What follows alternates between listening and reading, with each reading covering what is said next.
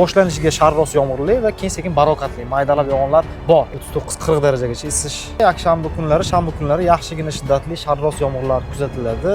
Kechalari 5 darajadan oz pasayib ketish stresslarga ushlashga olib keladi. Assalomu alaykum. Qishloq xo'jaligi va ob-havo bo'yicha ko'rsatuvlarimizni davom ettiramiz. Erkin aka, assalomu alaykum. Demak, o'tgan haftada juda ham yog'ingarchilik ko'p bo'ldi. Ko'p joyda do'l yog'di, sel bo'ldi, shamollar bo'ldi va dehqonlar so'rashyaptiki, keyingi haftalar o'z vaziyati qanday? Ya'ni shunday yog'ingarchiliklar bo'ladimi?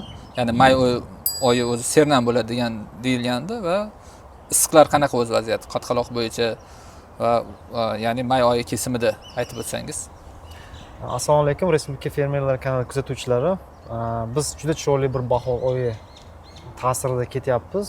Ko'z tegmasin, yaxshi oyimiz. Ancha yildan buyon kuzatilmagan tabiat hodisalari deymizmi, shu bo'shishlar keng ochilishi, ko'zni quvontiradigan darajada bir chiroyli bir yashillikka burkanishi orqasidan biz albatta o'ylaymizki, mana shu hozir izohlarni yozib qo'yishsa, kim qanaqa qishloq xo'jaligida yaxshi nimalarga erishdi, o'zi bu kimlardir nimadir ekdi, foyda qildi, sotdi.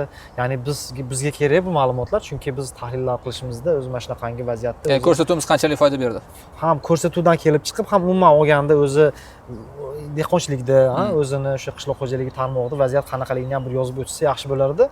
Va o'tgan haftadagi yog'inlar endi bu xuddi tropik mamlakatlardagi o'xshagan yomg'irlar bo'ldi. Shu chelaklab yomg'ir yog'adigan vaziyatlar kuzatildi. Bu nima degani, endi biz ham sekin-asta mana shu iqlim o'zgarish sharoitida endi sekin o'sha tropik mamlakatlarda kuzatiladigan tabiat hodisalariga to'qnash kelyapmiz. Prognozlarda bor edi, ko'p yillardan buyon aytilyapti, mana shunaqangi holatlar bo'ladi deyilyapti va bunga tayyorgarlik ko'rishimiz kerak baribir va doimo esdan chiqarmasligimiz kerakki, may oyidagi shiddatli yog'inlar orqasidan bitta isib berish bo'ladi. Mana hozir ham o'tgan haftadagi yog'ingarchiliklar orqasidan mana hozir sekin-asta mana Turkmaniston orqasidan qizil ranglarda sekin issiq havo oqimlari kirib kelyapti. Bizga past bosimli issiq havo oqimi bunda 6-7-8 may kunlari respublikaning ko'plab hududlarida 35-36, hattoki Qizilqum cho'llarida mana hozir joylaymiz o'shani xaritasini 39-40 darajagacha isish kuzatilishi. O'tgan yil shu davrda o'zi anomal termik depressiyalar, qattiq issiqlar bo'lganda, demak shu qaytarilarkanda? Yo'q, unaqa termik depressiya emas. Termik depressiya bo'lishi uchun umuman olganda ikkita termik depressiyaga o'xshagan jarayon bor. Bittasi kichik gradiyentli past bosimli atmosfera sohasi past bosim bo'ladi. Bu ham O'zbekistonga kirib keladi. Buni biz milliy ob-havoga qiyoslashimiz mumkin. O'zimiz ob-havo desak bo'ladi. Ikkinchisi o'sha termik depressiya. Termik depressiyada kunning ikkinchi yarmida mana shunaqangi qo'ziqorismo bulutlar rivojlanmaydi. Hamma yoqqa bir xil bosimda issig'i, kechasi ham issiq bo'ladi. U may oylarida kuzatilmaydi, lekin o'tgan yil kuzatildi. Bu yil unaqangi, bu hozirgi mana shu 15 kunlikda unaqangi kutilmalar yo'q, lekin mana bu ertangi nima biroz issiqroq. Ya'ni ko'plab hududlarimizda yuqorida aytib o'tgandek 40 darajalik issiqlar. Endi kunduzgi, tungi haroratlar sekin yuqorilab, o'zi shunda ham 15-20 daraja va sovuq havo oqimlari kelayotgan bir oylikda, ya'ni nabodot olami uchun kechalari 5 darajadan oz pasayib ketish stresslarga ushlashga olib keladi. O'simliklar unaqangi sovuqlik, to'lqinlar hozir kutilmalari yo'q. Lekin keyingi haftamiz zo'r namgarchilik va salqin o'tishi mumkin. Juda ham ko'plab hududlar. Shu yog'ingarchilik bo'yicha endi may oyi kesimida gaplashaveraylik. May oyida o'zi yog'ingarchilik qancha va ikkinchi 10 kunlik?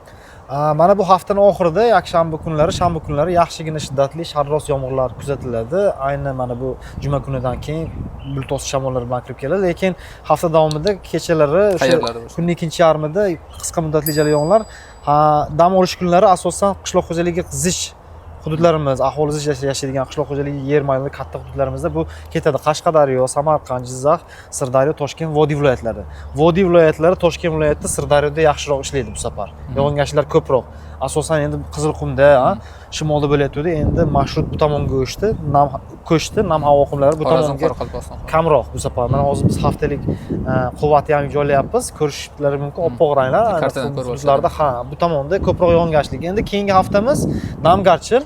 Chunki O'rta dengizdan nam havo oqimlari, mana bu hozir Kavkazda joylashgan siklon o'zi dam olish kuni bersa, orqasidan yana bitta nam havo oqimlari kirib kelyapti. Bizda boshlanishiga sharros yomg'irli va keyin sekin barokatli maydalab yog'inlar bor. Endi shimolda ham mana respublikaning ko'plab hududlarida namgarchilik. Ikkinchi 10 kunlik, 10-maydan 16-may oralig'ida.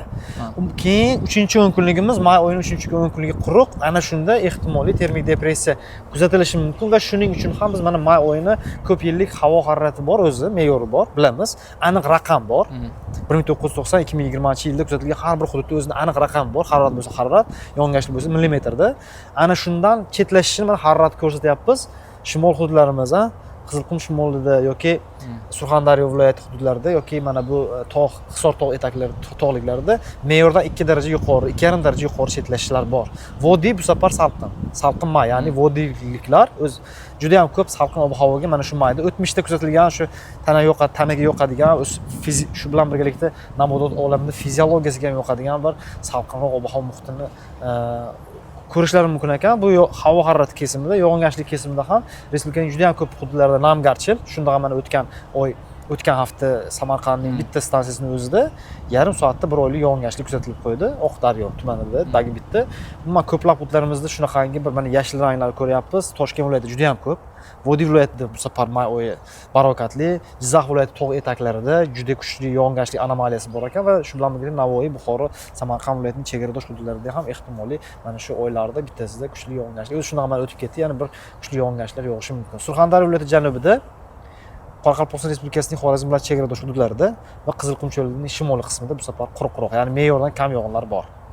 Demak, aytyapsizki, 3-o'nkunlik juda ham qattiq isiydigan bo'lsa, demak, Quruq bo'ladi. ikkinchi o'nkunlikda sug'orishlarni demak amalga oshirib qo'yishlari kerak dehqonlar, to'g'rimi? Traktoringiz uchun sifatli va 2 yil kaforatli avtopilotlarni olmoqchi bo'lsangiz, quyidagi raqamlarga telefon qiling.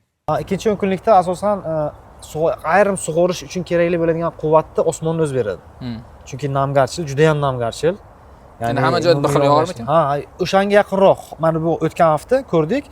Bitta tuman 10% ga yoqsa, 90% ga kam, masalan 50% ga kam yo'q, 40% ga umuman yog'magan. Bu yomon. Quruqchilikni keltirib chiqaradi. Tushuntiryapman. Qatqaloq ham bo'ladi. Umumiy mana bu hududdagi yog'ish kerak bo'lgan yog'ingarchilik. Chunki yomg'ir siz sug'organ taqdiringizda ham mana shunaqangi bir badanni yuvib ketadigan yomg'irlar kerak edi hozirgi mavsumda. Ya'ni uni kasalligi bor. Yaxshiroq o'sha nima deydi, fotosintez jarayonlari bo'lishi uchun ham shunaqangi yomg'irlar kerak. Afsuski uni boshqa hududlar o'g'irlab olish hisobiga biroz baribir o'simliklar dunyosiga ta'sirlar ko'rsatadi, lekin bu yil juda ham yaxshi. Biz o'tgan dasturimizda ham ko'rsatdik, me'yordan 300% ga chetlashishga ega yog'ingarchiliklarimiz ko'p bo'lyapti bu yil. Lekin tog'larda, baland tog'larda vaziyat u darajada yaxshi emas. Shuning uchun ham mana O'zgidrometda o'zi juda ham ko'plab daryo soylarimizda mana shu vegetatsiya davrida, ya'ni apreldan oktyabrgacha bo'lgan davrda me'yor atrofida shuncha yog'ingarchilik bo'lishidan qat'iy nazar, qishlarimizda qorlar bo'lishidan qat'iy nazar, me'yor atrofida hattoki ayrim daryo soylarimizda me'yori 90-80% shakllanishini prognozlab berdi. Ya'ni suv omborlarimizda yaxshigina suv bor-ku. Suv omborlarida yaxshi suv bo'lgani uchun biz bu yil sal xotirjamroqmiz, lekin hamma daryolarimiz, suv omborlari, daryo havzalarimizda suv omborlari yo'q. Masalan, ayrim soylarimizda suv omborlari biz tashkil qilmaganmiz, faqat daryodagi shakllangan o'sha yozda yoki bahor oxiridagi suvga, shu joylarda sal anaqalar bo'lishi mumkin. Demak, o'tgan hafta do'l hodisalari juda ham ko'p joyda bo'ldi, urib ketdi ko'p joyda. Kelayotgan haftalarda qanchalik ehtimol yuqori do'l bo'lishi? Kelayotgan haftada ham xuddi o'tgan haftaga o'xshagan jarayon. Mana hozir antsiklonning janubiy chekkasida ta'sirdamiz. Shuning uchun biz mana bu kiyimlarimiz yaxshi, ya'ni yoqimli, qulay ob-havo, lekin ertadan sekin-asta mana uni yechishga to'g'ri keladi va indin kunidan isib ketadi. Xuddi shunaqa tamoyil o'tgan hafta bilan bir xil bo'lyapti. Ya'ni o'tgan hafta boshida ham salqinroq edi, antsiklon janubiy chekkasi, keyin past bosimli mana shu kichik gradiyentli hozir mana Turkmanistondan kirib keladigan xuddi shunaqa kunning ikkinchi yarmida Qo'ziqorinsimon va keyin dam olish kunlariga kelib quvvat kuchli siklonlar, Murg'ob sikloni. Xuddi shunaqangi tamoyil mana shu hafta ham bor. Demak, 6-7 isib ketadi. 6-7 kun isib ketadi va juma kunidan boshlab juda ham ko'plab hududlarda, ayni mana bu Vodiy, Toshkent viloyati, Sirdaryo, Jizzax viloyati, Samarqand viloyati hududlarida shiddatli sharros yog'ingarchiliklar bor, ya'ni do'l yog'ish hodisalari kuzatilishi mumkin. Demak, katta rahmat Erkin aka. Demak, kuzatuvchilar oxirigacha ko'rganingiz uchun tashakkur va izohlarda fikr va tanqidlaringizni yozib qo'ying va takliflaringizni ham berib o'ting. Albatta, keyingi ko'rsatuvlarni shunga qarab to'g'rilab boramiz. Katta rahmat. Sog' bo'linglar.